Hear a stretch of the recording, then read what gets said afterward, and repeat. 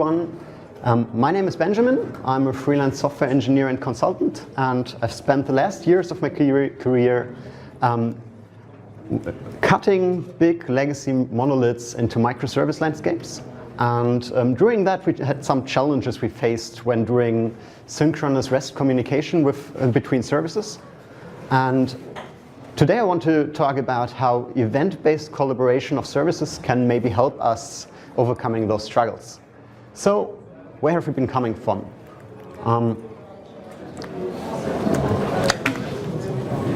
Where's my cursor? Here's my cursor. So most of the time nowadays when we build microservices, we build them as a kind of request response system. So we are mostly using REST requests. Sometimes we are using SOAP, sometimes remote procedure calls, but in the end it's always synchronous communication. And there are basically two problems with that. First of all, I have a little example here. Let's say we have a little microservice zoo here. And we have a warehouse management system here. And we have a little purchase order system here. So if we purchase something, that one stores all the orders. And on the orders, there are products that we order. So we have a little product master data service here that stores IDs and pictures and prices and whatever we want to have at our products. And then, of course, we have an accounting department that they have their own services that they need, for example, to pay the bill for what we ordered. And we want to keep track of our inventory.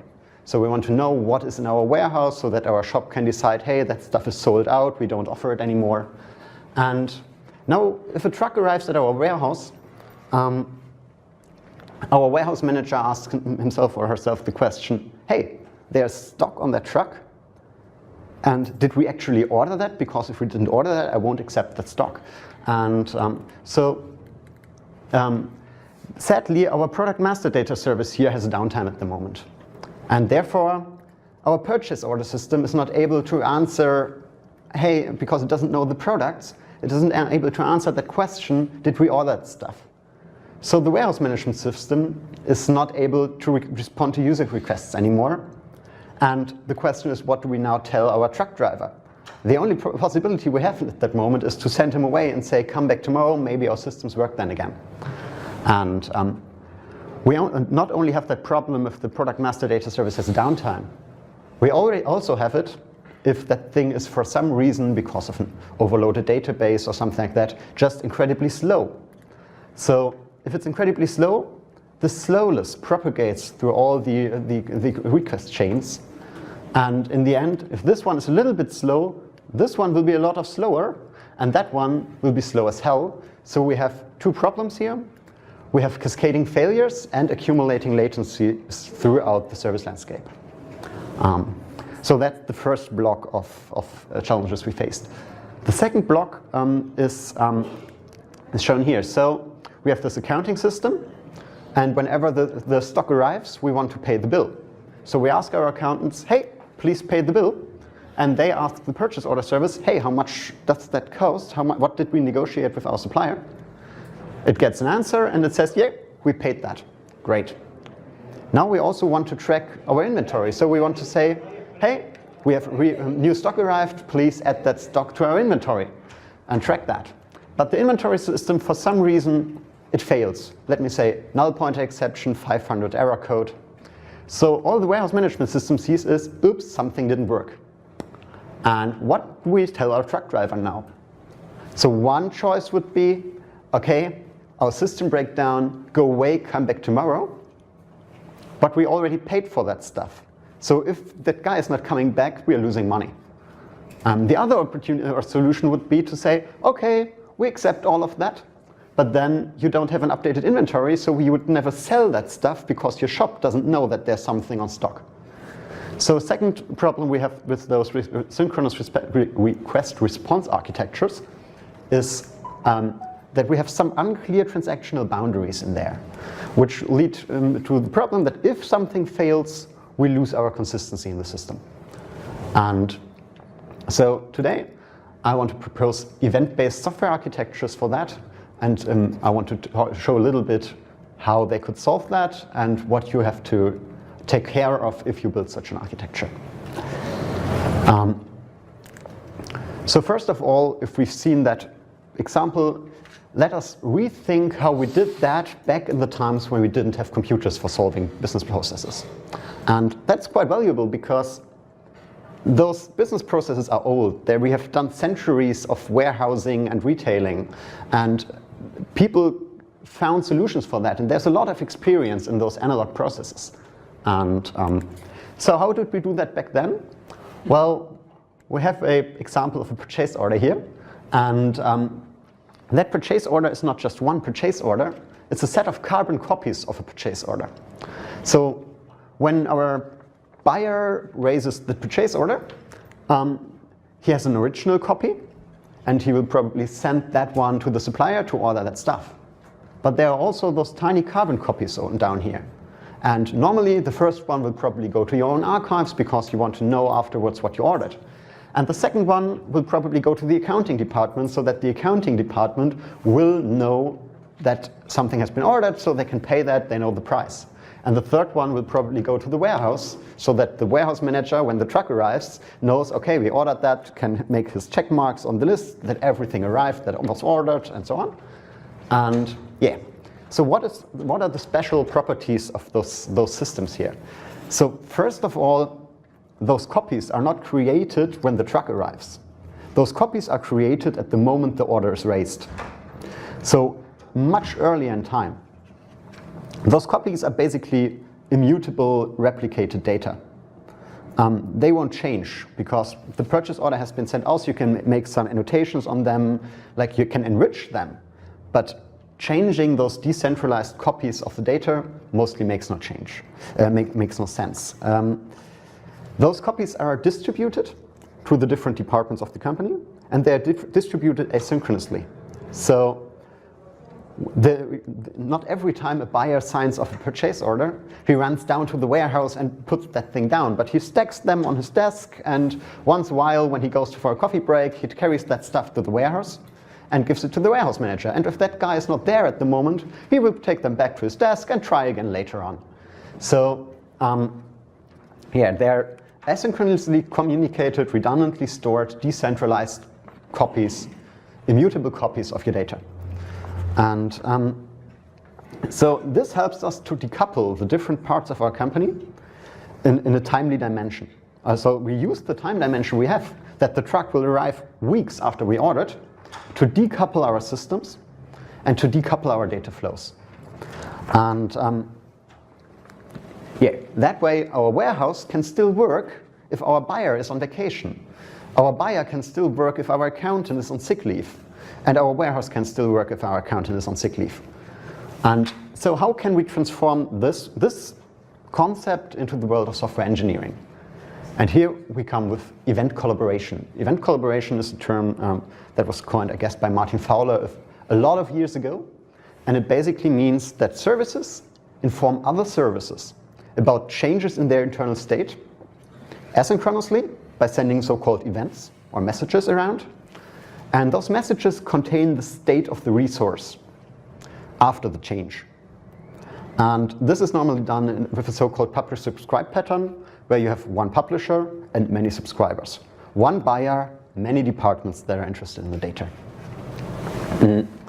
So John Liddell once said that request-driven software, like we build it nowadays a lot, speaks when it's spoken to. Side note, it almost always gives the same response because nothing changed in the meantime. Event-driven software speaks when it has something to say, when something happens in that application, in that domain. So let's get a little bit more into that terminology. So normally we have a sender and we have a consumer of events. So a sender is in this case our ordering department, the consumer is our warehouse.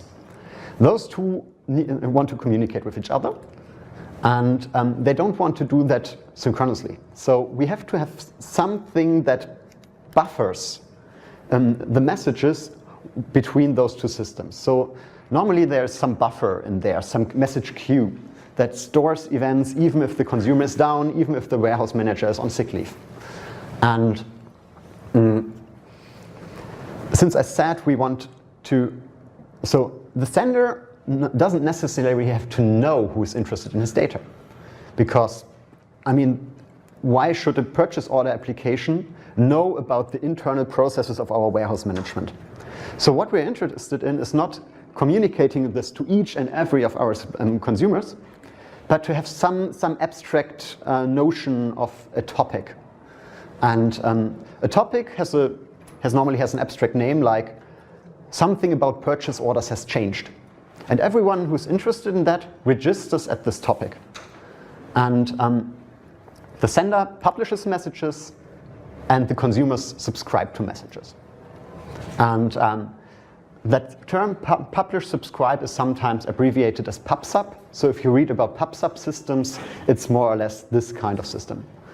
And as I already said, this topic, it allows us to decouple sender and receiver on an abstract level, like not having to know of each other. But it does a second task. It does the multiplexing. So on one topic, multiple consumers can subscribe, each of them having more or less a buffer for their own. And as they subscribe, they have a subscription, so-called, on that topic. And each subscription has its own buffer that is independent of the other subscriptions. And a subscription has a second notion, namely, as we see here, below here at subscription 3, we have one buffer with 2 consumers.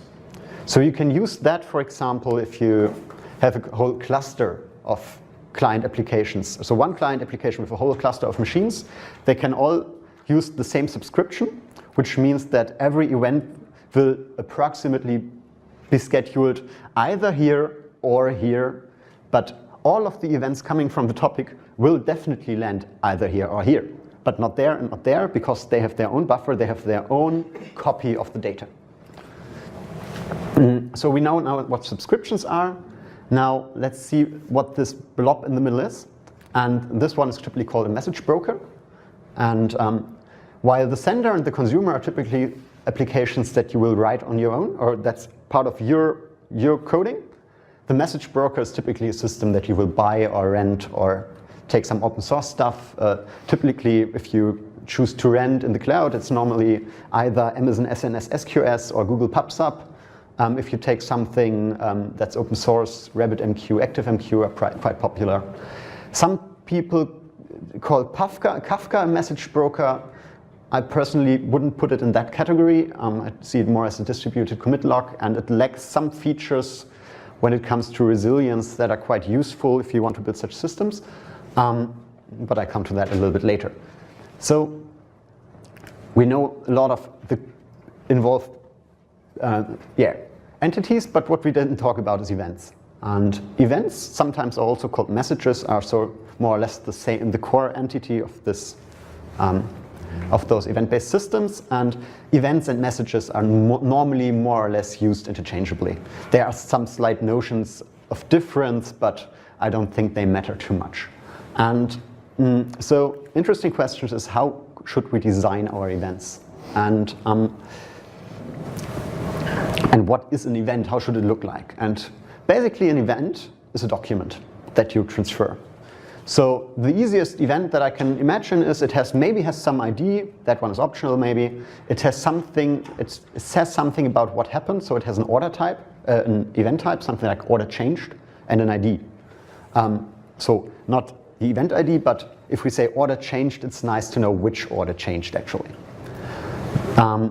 But if you receive such an event, you will probably ask yourself, okay, so order changed, but in how far did it change? What happened there? So one thing that you could add to such an event is information about what happened. So somehow a diff between the old and the new state. And in this case, a product or 50 big cats have been added to the list. While this sounds pretty charming because it is very well in line of that thinking of events, it has some downsides. First of all,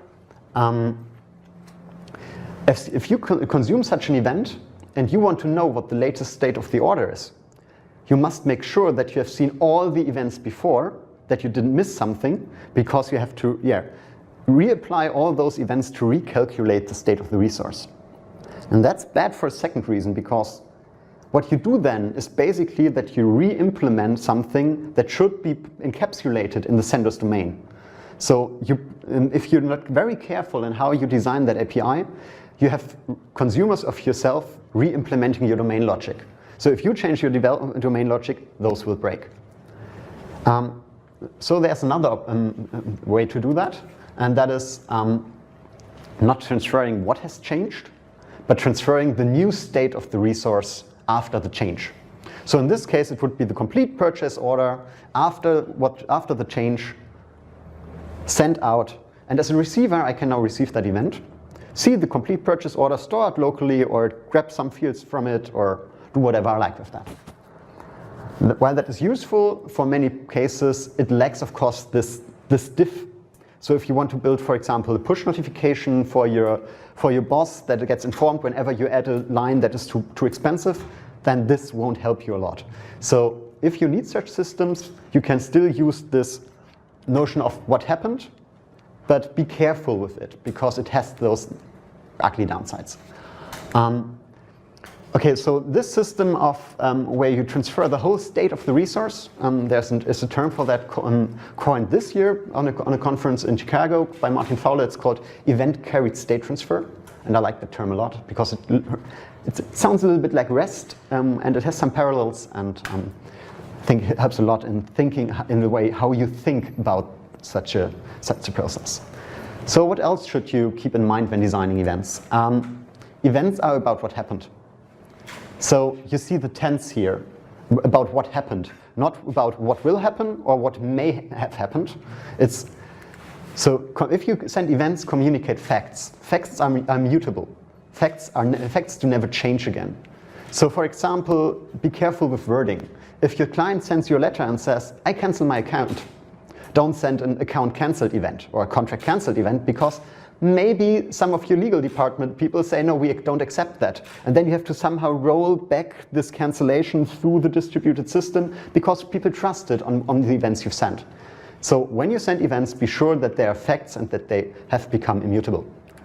And those events, they are part of your API contract. So if people start using them, and changing them again gets hard.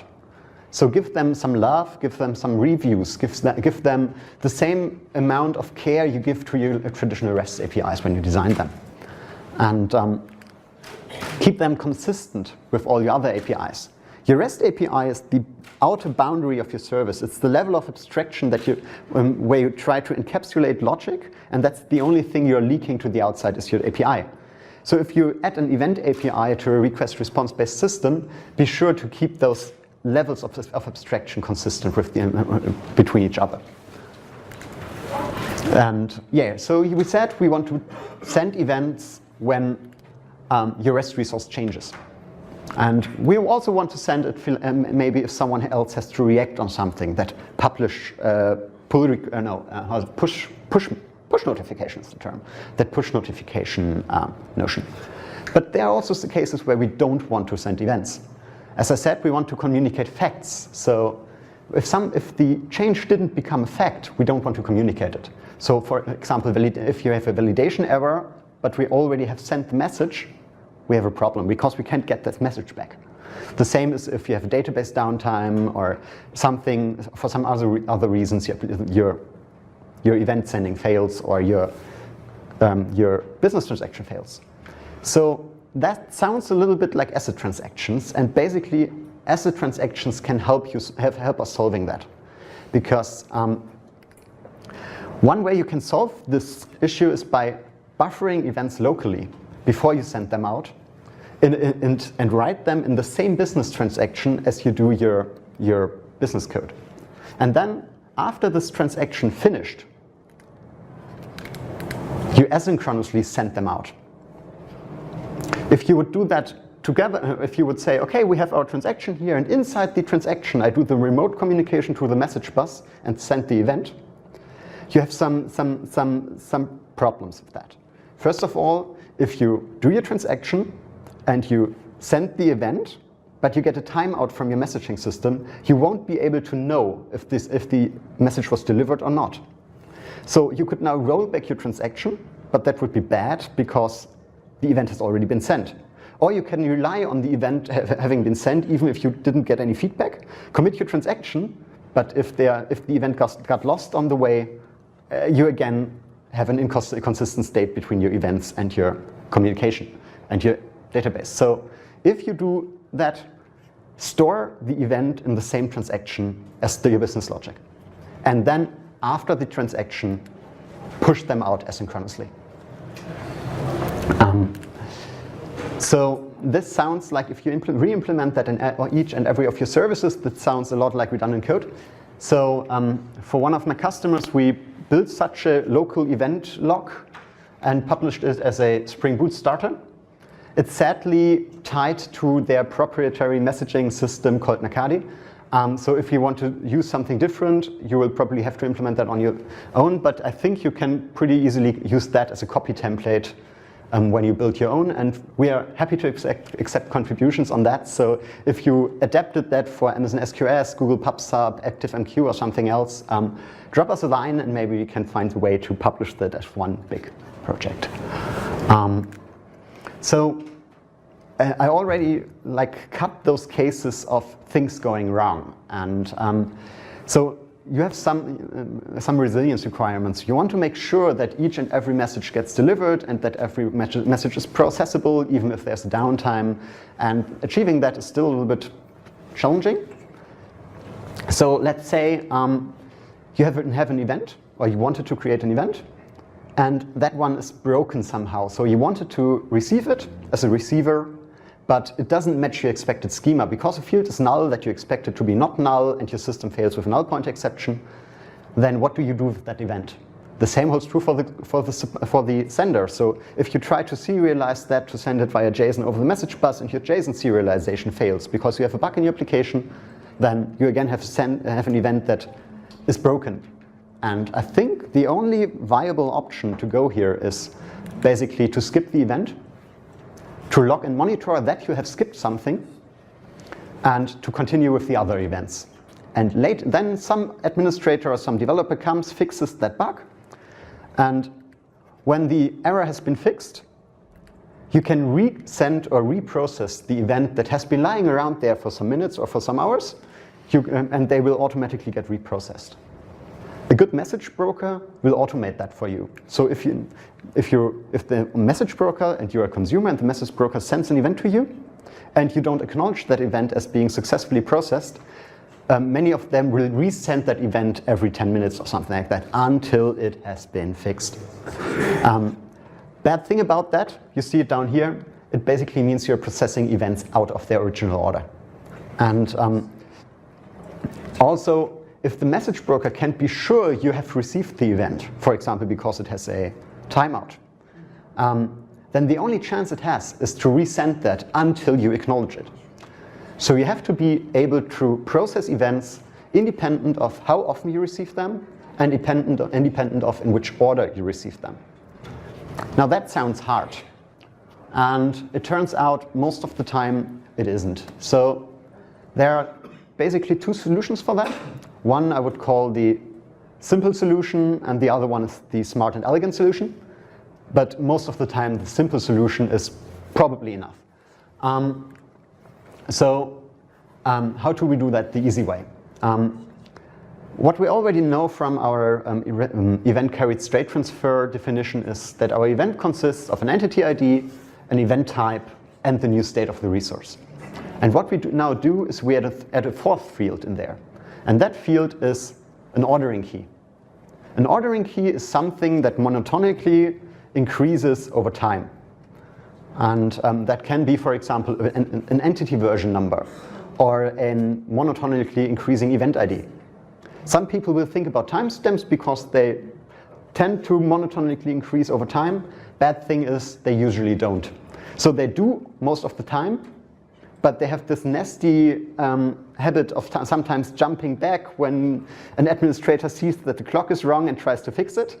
Or if your NTP daemon thinks that, well, you're off a little bit of the official time, then it will slow down your time a lot until it synchronized again. So you may have events that are happening in the same milliseconds and get the same ordering key. So timestamps are most of the time not a good solution for that. Also, if you have a cluster, it's hard to synchronize the clocks to be exactly the same on all of the machines. So entity version numbers and event IDs are a good catch normally. Timestamps, better not. And so what do we do with them? So I've seen basically two kinds of applications that use event-carried state transfer. One of them is interested in the latest state of the resource, like our warehouse manager. Our warehouse manager is interested in what has been ordered and what is the latest version of the order. So if we receive an order, we store this replicated entity locally, like that stack on the desk of the warehouse manager. So we have a table with replicated entities. We store the data. We store the version. But now if the event comes out of order and event version 2 comes after event version 3, this way version 2 would override version 3, so version 3 is lost. Not a good thing. So we add a second clause, and we basically say we ignore the update if the version we received is older than what we've already seen. Solves, I guess, 90% of the problems you will experience as a consumer of events. The second class I've seen a lot is applications that are interested in the history of an event, like an auditing log, or maybe also an accounting department, because if we receive an invoice and that invoice doesn't match the newest version of the order, maybe it matches an older one, and the supplier didn't receive the newest one because the post office like lost the mail or something like that. With that, it's even easier. You have an history table, you insert the event there together with the event ID, the version, the event data. Event ID and version mostly are primary key. Now, you have to be able to handle events that are coming in twice. So if you get a primary key error, ignore it. And if you query that database table, well, order it by the version, so you get a nicely ordered history of everything that happens. There may be gaps in there because some events are arriving late, but those gaps will fill over time. So what you have there is basically what you also have in your email inbox. The emails may arrive out of order, but your email client normally nicely orders them by the date they have been sent, and you get a consistent, over time, you get an eventually consistent view of what happened in the past. So that's the easy way. The smarter way, which is sometimes difficult to achieve, but worth thinking about, is what I call idempotent domain design. So when we look back to how we did such things when we didn't have computers, and how we then designed our domains to be independent of ordering, let's have a look at plain old business letters. Because again, postal services never guaranteed us that they will deliver messages in the order they were sent into the post box. And we had to somehow, and they were lost on the traffic or on the way, and we have to somehow deal with that. And on classical business letter, we still have up here an ordering key. But that one is actually not really necessary, except if you want to calculate deadlines. But apart from that, it's not really necessary because we have a second thing here. We have something here. And we say, this is a complaint about a delivery, and we have the delivery ID here. And the delivery is basically, again, an immutable fact from the past, and we reference this delivery. So we don't rely on timing to get a consistent view of references and causality, because that delivery caused this complaint. And the complaint caused the answer to the complaint. But we make this causality explicit in the message without relying on timing. And you can copy those design patterns for your own domain. So if you want to build idempotent domains, from your domain objects only, at least when they leave the boundary of your service, from one event, from one thing that happened, only reference other things that are immutable facts. So, and design your domain in a way that you store immutable facts and that you can be sure they stay immutable. So for example, if you can version your entities locally so that you can refer to a version of your entity. And that one is immutable, it's a fact, it won't change, or snapshots of your entities would also do it. If you do event sourcing locally, which I don't know if I recommend it because it can get pretty tricky over time if your domain changes, but event sourcing also makes that a little bit easier. And so if you want to reference facts, your facts have to be somehow referenceable. So give the facts you store in your domain, give them an ID. An ID that you can reference later. And that way you can express the causality, you can express the why something happened explicitly inside your domain, and you don't have to rely on timestamps or on why, if something happened after or before something, because the order is implicitly expressed by this tree, by this, or not a tree, by this directed acyclic graph of references throughout the time, and the time basically follows the references. So don't express causality by timing. So that's basically what I could say about event design. Some things we stumbled upon over the last years, and I don't want you to stumble upon too, is I will show them now. One of them is sometimes you make mistakes. We all do mistakes. And if you do a mistake, for example, you send out an event with a new state of a resource, and you had a bug in your system, and that new state of the resource is not what it actually, so what you communicated to be the new state of the resource isn't actually in the new state of the resource, because somehow something went wrong. And that will mean that all the other systems in your system landscape have a wrong vision or a wrong idea of your resource. And you somehow want to fix that. And you don't want to go to each and every system in your system landscape and go to the database, fix that thing manually. But just sending a purchase order changed event again, even if nothing changed, would basically mean you're lying to your consumers. And maybe some people react on change events and do something funny like sending out push notifications. So if you now send a purchase order change event with the new state of the resource, but nothing changed, you just corrected a bug, then sending a push notification would probably be wrong domain behavior. And so what do you do then? And what we did in a lot of our systems is we added a so-called snapshot event type. So it's an event type like purchase order changed or purchase order created, but that event type has another meaning. It means, hey, here's an event, probably nothing has changed, but just to be sure, here's the current state of the resource. That one can be used on the one hand to fix bugs and to get out of that incident situations where you're on a high load, you're very stressed, and you just want to get that thing running now again. And the second thing, or the second moment where this can be pretty usable if you have a new client that never before has consumed your messages.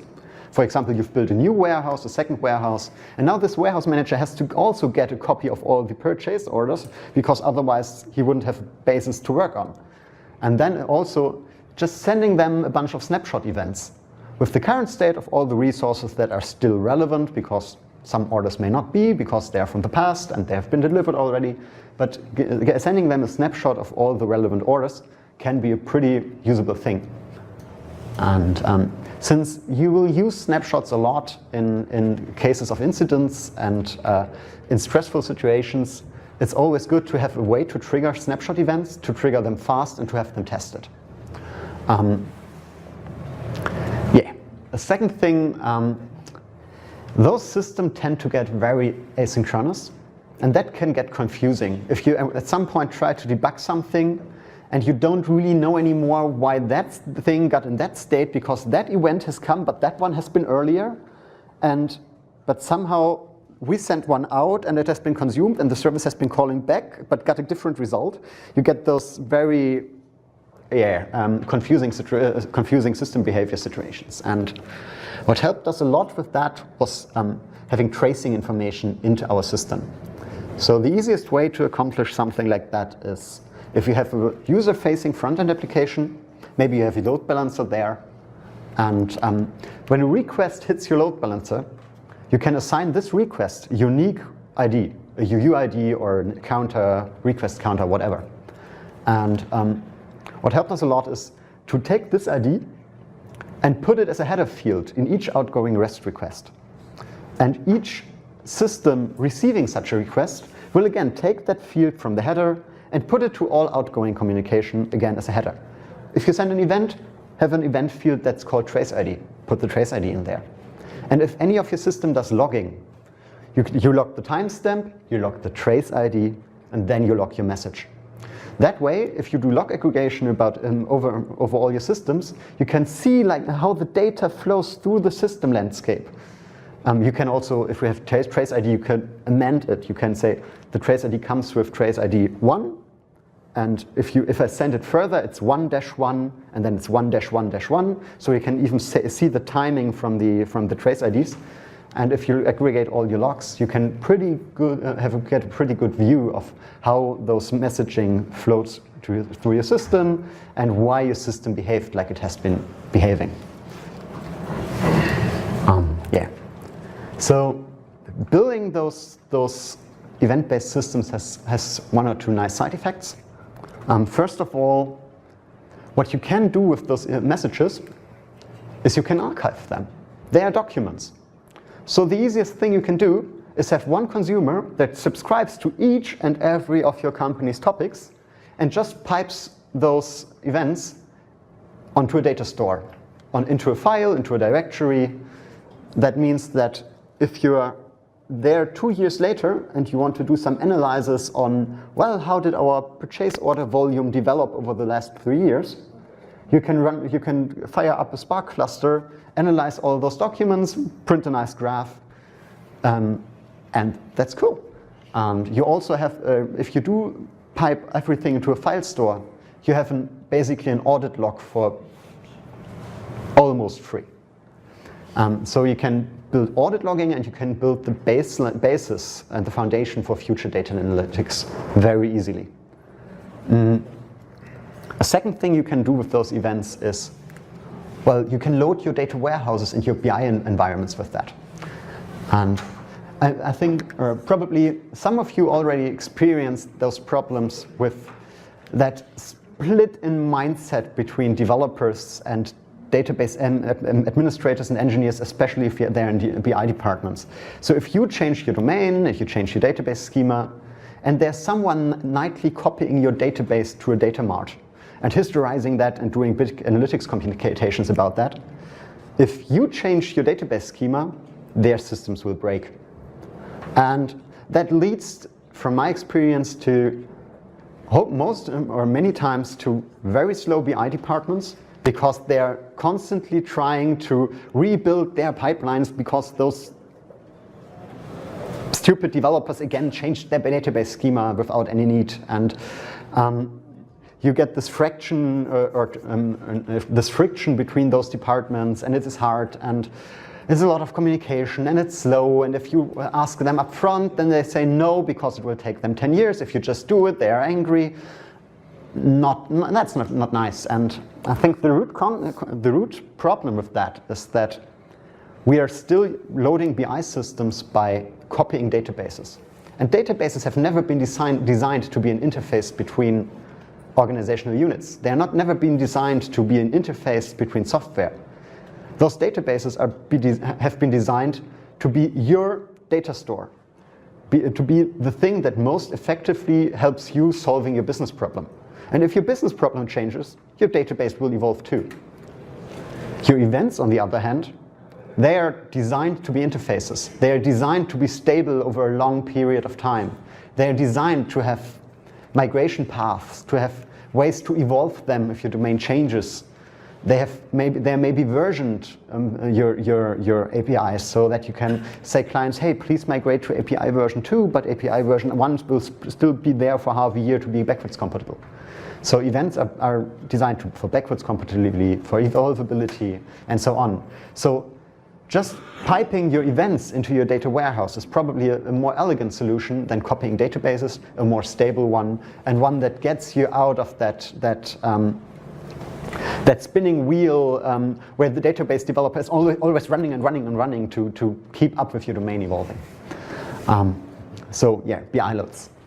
A last thing that I think makes this model quite good is it's a pretty good indicator of good service cut if your application can fulfill its primary use case without having to rely to talk synchronously to anyone else. Because that in the end means that you have built a system that has a good abstraction bubble, so to say, that is well encapsulated, that has the complete ownership of its domain, because otherwise it would have to communicate somehow synchronously. And so you can pretty easily use this as how far you got on that path. You can use that as a very good indicator to challenge your own architectures. There's a very good website by some colleagues of us that's hosted by a company. Forgot the name at the moment, but they termed this. They got the term self-contained systems. And they have a whole website about it. It's scsarchitectures.org. There are a lot of very good resources on them. There are some guidelines also going far beyond eventing about how you do collaboration in your front end, if you should share databases between systems or not, about deployment strategies and so on. Worth watching it. InnoQ is the name of the company, and yeah. So that's basically what I wanted to tell you. So if you want to build resilient microservice universes, have a look at messaging and event-based communication. It's worth it. Thank you. So, any questions? No questions? I don't believe that. Okay, so yeah. For this architecture, we need a good broker. From your experience, what you advise as a good broker to manage events and the queues and topics? So I've made very, very good experiences actually with the combination of Amazon SNS and Amazon SQS. SNS will work as a topic. SQS will work as the buffering layer. And you can pretty easily combine them together via the UI and also via the Amazon APIs. That one worked amazingly well for me. And the pricing is hilarious. So yeah, if you're in that Amazon universe, that's something I would consider. Google PubSub should also be a good choice if you're in the other universe. Kafka has a problem, or not a problem, but Kafka is built around delivering messages in the order they have been created. And as we've seen, being able to process messages out of order is basically the key to a good and resilient message processing. So therefore, it's hard to implement such things as automated rescheduling of events if they fail to be consumed on top of Kafka. And that's why I'm always a little bit. So Kafka is a great tool for data integration between your application and the data warehouse, because the data warehouse reads that stuff batch-wise. It reads a long part of your event log, consumes it, and if it fails, well, we try it again later. But you don't have that notion of out-of-order delivery that you have in service-to-service communication and that need for out-of-order delivery. So for service-to-service communication, I would take a step back and rethink if Kafka is really a good choice for that. I've never used RabbitMQ or ActiveMQ, so I know that they work, they are open source, they provide a lot of that features, but I haven't actively worked with them, so I can tell you about that. I have a question about this bit louder, please. What is the most efficient way to implement a test that will test efficiently this kind of architecture? Okay, testing. So testing a set of applications together as an integration test will get hard. What we most of the time did is we tested domains in isolation and optimized for being able to intervene fast if there's an error. So if we deploy and we see, okay, that their error levels are rising, to be able to roll back the application fast within minutes, or to be able to fix that bug fast within minutes. So fast deployments, fast rollbacks, and to do not really test different domains in their integration. And yeah, good monitoring is also a key for that, so that you realize within seconds and minutes after deployment that something is going wrong, can be rolled back, and then the impact is low. Yeah? Let's say you want to secure this exchanges between the events. Let's say you want to encrypt those messages. Is that possible? Yeah, you can encrypt your messages. So with one company I've been working for, they did it for a long time. They basically implemented it on the senders and the receiver side as part of a software library. They had a shared key, and whenever an event was sent, it was encrypted, and they didn't send, so in the end they didn't send JSON objects, they sent base 64 encoded strings of encrypted data. Works perfectly fine if you like. In the case of complex workflow, how we can document or track the process of events? Is the software or? So documenting. So the question was how to document that data flow, and Tracking. Tracking. To track or to so tracking, as I said, adding tracing information to your events helps a lot to track how that flows and who causes what. Want to audit or to see how events work. How can the second thing you can do is you can, as I said, you can persist the events. So you get a historized audit log of every event that was sent.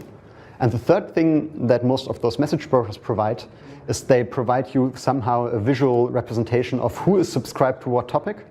So which topics are there, which application subscribes to which topic, so that you can this way get somehow of an overview of what is happening in your system.